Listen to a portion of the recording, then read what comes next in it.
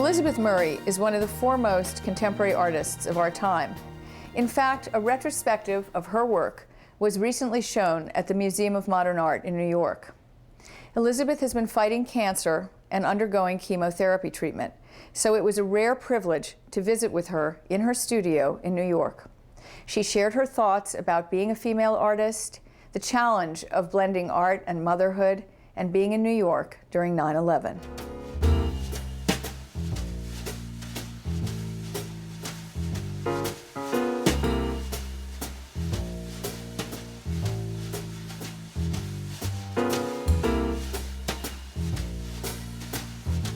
Thank you so much, first of all, for letting us come into your studio. I really appreciate it. Now, why are artists strange beings? Most artists I know are people that, including myself, really need to be alone, more than most people. And at the same time, like all human beings, they need other human beings around them too. So I think there's that kind of a tension. To do your work, you need isolation to get into your thoughts, and maybe you have to feel like you're the only person in the world, really, when you're working, and lose yourself too. So that was sort of what I meant by saying that artists were strange beings. I just loved the saying. I loved the idea of kind of an otherworldliness about making art. You've been making art a long time, and this past year, 2005, you were able to see all of it, or most of it, a lot of it, in one place at the Museum of Modern Art with a wonderful retrospective. What was it like for you to see all of that work collected in one place? It was incredible. It was not as immediately revelatory as I was hoping it would be, that I would walk in and I would see all of my work from different periods in my life, and sort of understand where I hadn't followed through and what I could work on more, get more ideas. It wasn't that obvious to me. But I think what I'm hoping is that over time that experience will just sort of sink in. And right now I'm feeling like, how do I go beyond those paintings? How do I do better? So did you always want to express your own voice? You had something talking to you that you were waiting to get out? Well, I wanted to learn how to express it. And it felt like it was there if I could just get it down on the canvas. Now, you began making art when pop art was really the rage in the 60s.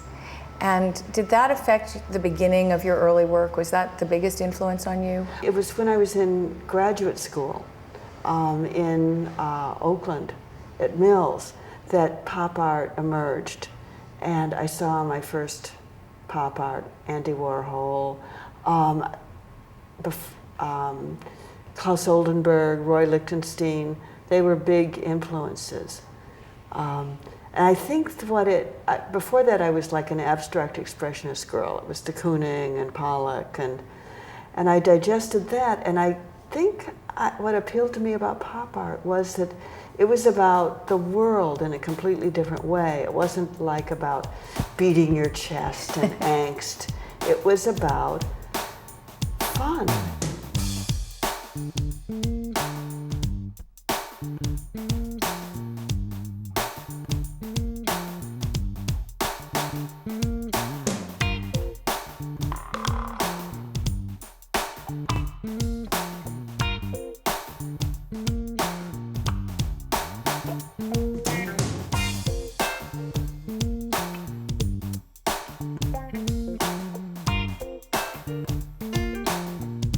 You got married.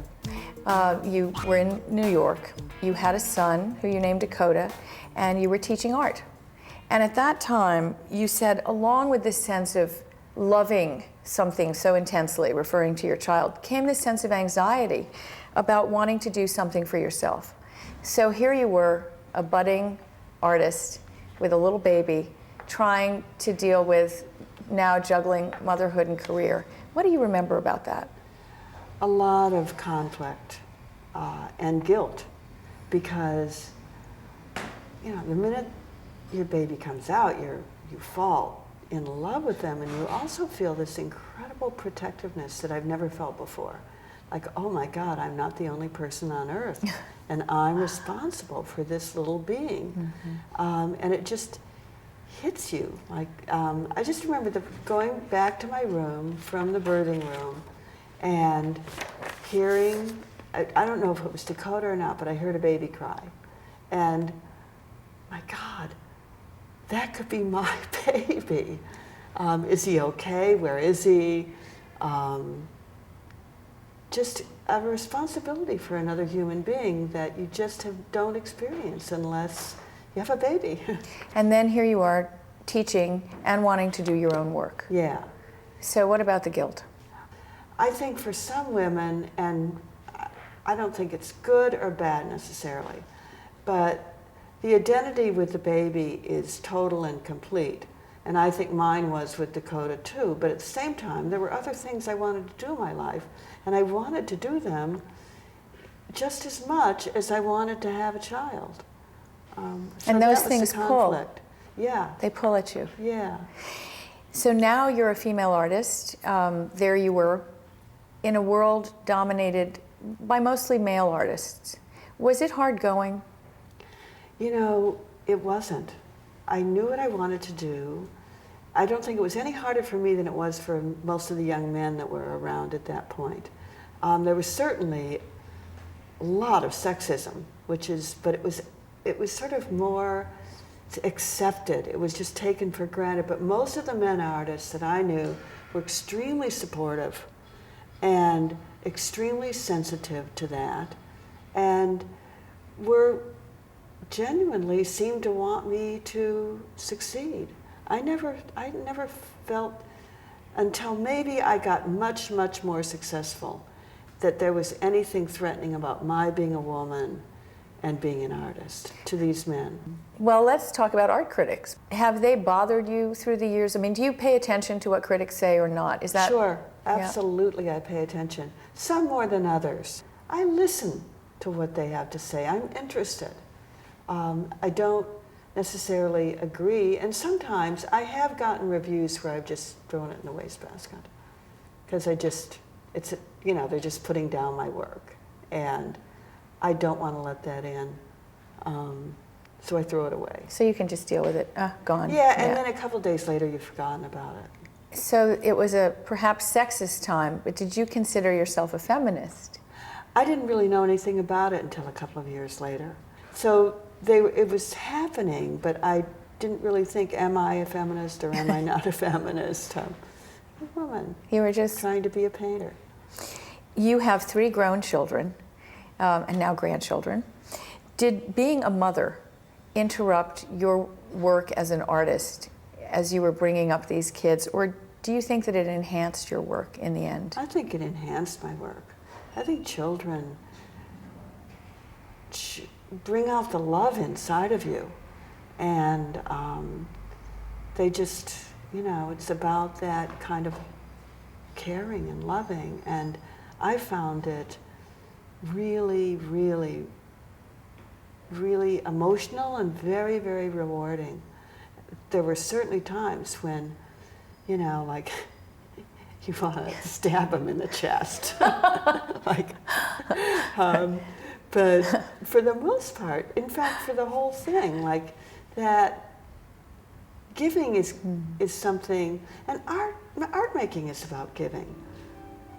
It's really putting yourself on the line and giving of yourself.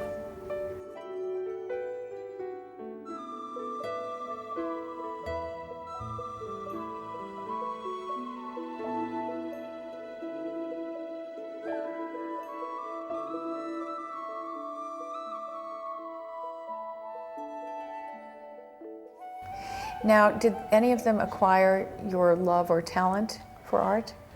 Well, I think that my son, Dakota, could have been an artist. For whatever reason, I didn't really encourage him. My oldest daughter is an actress and is really, really into the theater. And she's a very good writer, too. My middle daughter is into photography and absolutely loves art and is studying art history at Wesleyan. So that's connected in some so way. It's there. And Dakota, you know, with kids, you can't take kids to openings, they hate it, but now he loves going to look at art. Your husband, Bob, is a poet. The old adage of two artists living under one roof, is that a good thing or a bad thing? Well, in our case, because his discipline is different than mine, I think it works out really well. My first husband was a sculptor, and that didn't work out so well. And there was competition. Fighting for the space, or just Well, it was more like being in New York and fighting for attention, maybe.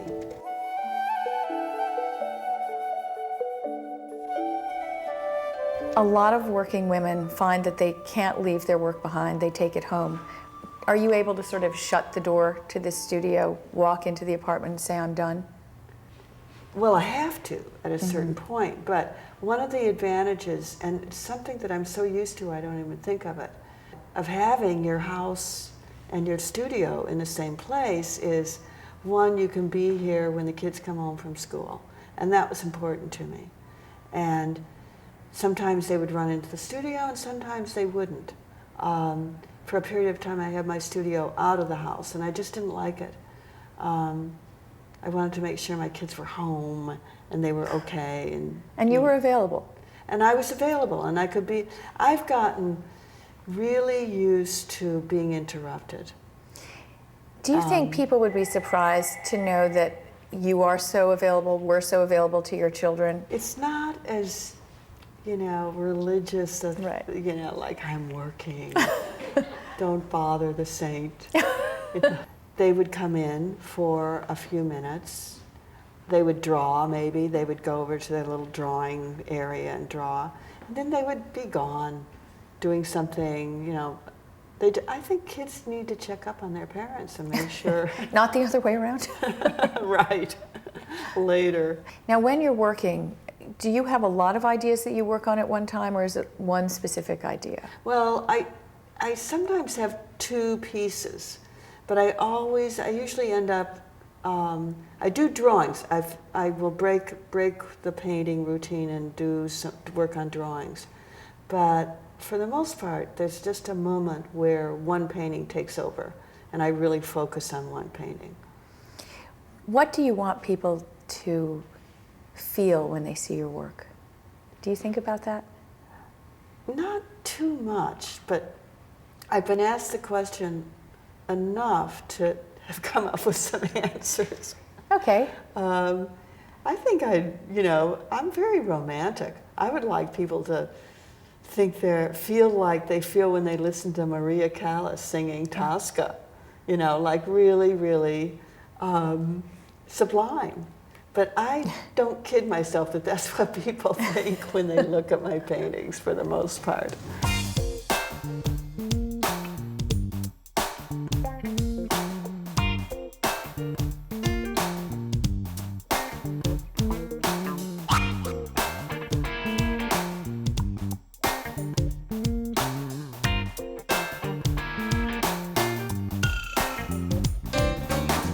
There is this stereotype of an absent-minded artist. Do you relate to that in any way, or are you not absent-minded? Are you I am very absent-minded. But I think I'm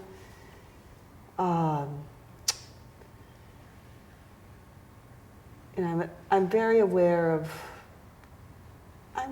say reasonably organized. And I certainly was very organized around my children.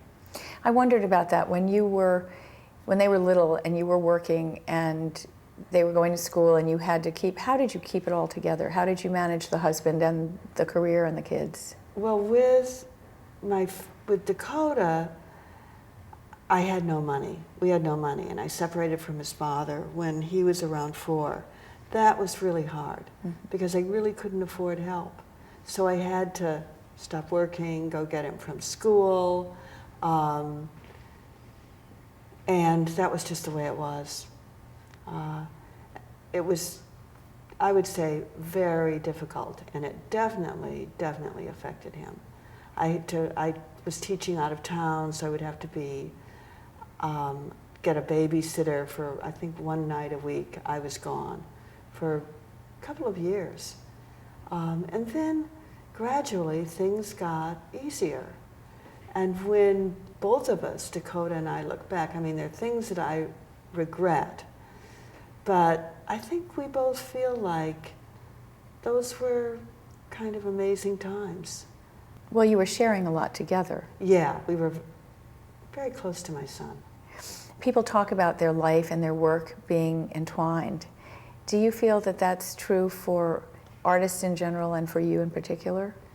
Well, I don't know about artists in general, but for me, it does feel like my life and my work is entwined. And my life goes, what's in my life, objects in my life, go into my work.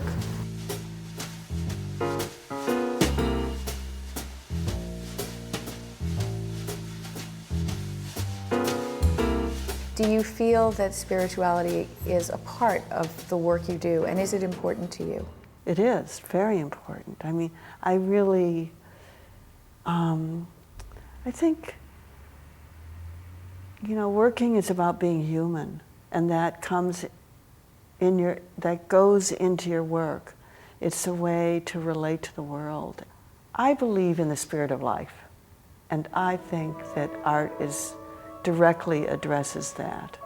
So it makes me feel good to be able to express myself that way.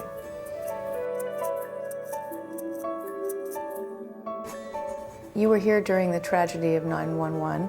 Can you recollect for me how you felt that day and how it affected you? Well, I think traumatized would be the best way to say it. We could see the World Trade Center right out our windows. And I wasn't here when the planes came through. My husband was here. It really, the whole neighborhood all of a sudden became a war zone. And it was just, you cried for the people. You just, you know what, Alan, you felt these souls. That was what I felt, that these souls were all around us. They were still there. And it was an amazing, amazing feeling. It was so deep and intense. And everybody in the neighborhood who stayed, and we stayed, I think felt pretty much the same thing. And it was dark, there was no electricity, no gas. Every block there were policemen and National Guard, so you were asked your identity every 2 seconds. It was hard to go outside the house, but everybody went out. Everybody wanted to see what the neighborhood felt like and looked like. So a great sense of community with a great sense of loss. Yes, people, you know, do you have water? Are you okay? It was an incredible experience. Something I don't think I'll ever get over. Personally, you have been having your own battle these days as you are recovering from cancer. How has that affected your work and your life?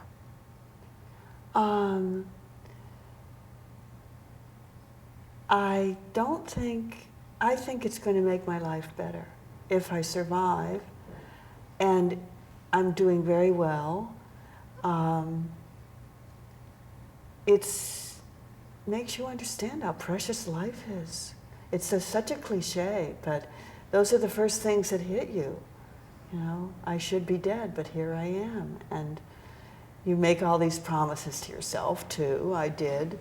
And of course, life isn't like that. I mean, I just promised myself that I was going to live my life every day. But there's somehow a way where you can't do anything else, you know, like you're just more conscious of being lucky to be here, and the trees look beautiful, and I'm experiencing another spring, and I'm more appreciative of the people that care about me too, much more. My kids, I think your family suffers. You've said that you consider sentiment and nostalgia dangerous emotions. Why do you feel that way? I guess I come from, the Irish are very sentimental people who really enjoy, they're into nostalgia. And I found it very irritating with my family. And, you know, things are always twisted in that direction because it's not the reality. I don't know what the reality is, but it wasn't the way I experienced it. So I kind of grew up being very suspicious of that. On the other hand, you know, sentiment is, I'm a very sentimental person. And maybe I'm relaxing more and letting it come into my painting more.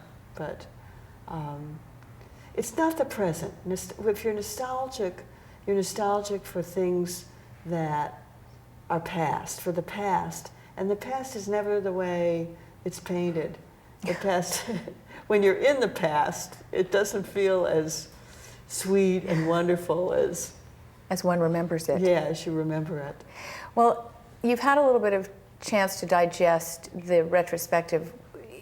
Where do you feel the art going now? What direction is it taking you? I wish I knew, because I want it to be, I want to move someplace, and I want it, of course I want it to be stronger, more informative. I would really like to take it into new places where I haven't been. I don't think I'm doing that yet, but that's my hope. What do you do when you're not making art? What makes Elizabeth laugh? Monty Python, Dave Chappelle. I like comedy a lot. Jon Stewart.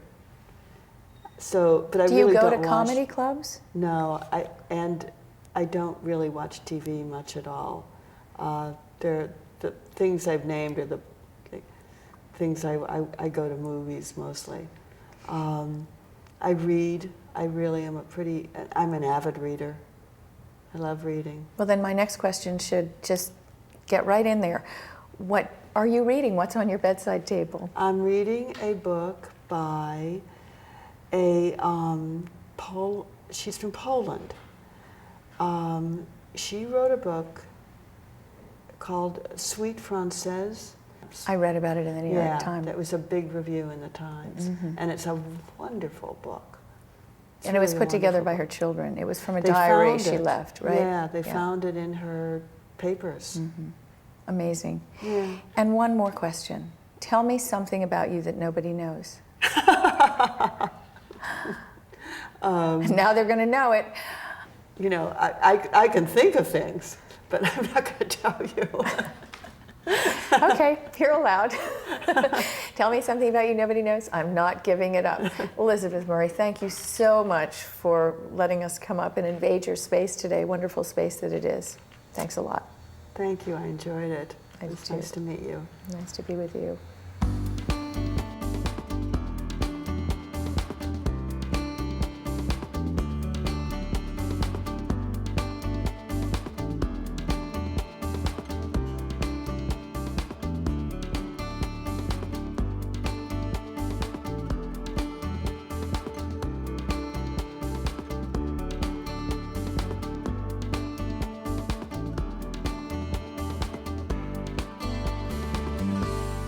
Do you ever wonder about the choices women have made throughout history? I have some stories for you. Mexican artist Frida Kahlo is best known for striking self-portraits featuring folk art, surrealism, and her signature unibrow. What most people don't know is that Kahlo's life was filled with chronic illness and pain. As a child, she suffered from polio, and at age 18, she survived an accident that injured her spinal column. It was art in which Frida found an outlet for coming to terms with her pain. Imagination is not only a gift, it's a tool. Use it to express your own creative power. We have all kinds of interesting information to share with you on our website, balancingyourlifeonline.com. I'm Ellen Susman. Thanks so much for joining us. Until next time.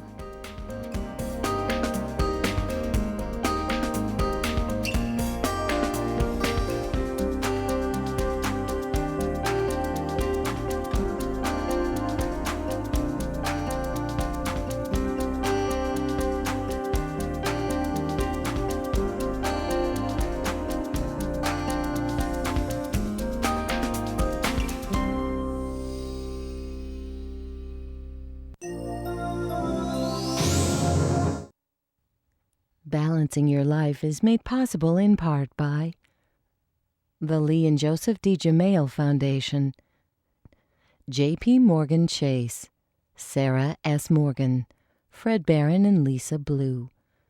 Additional funding is provided by the Laurie M. Tisch Foundation, Andrea and Jim Gordon, Goldman Sachs, Amagi Bank, I.W. Marks Jewelers, Terrell W. and Joan B. Oxford, and others.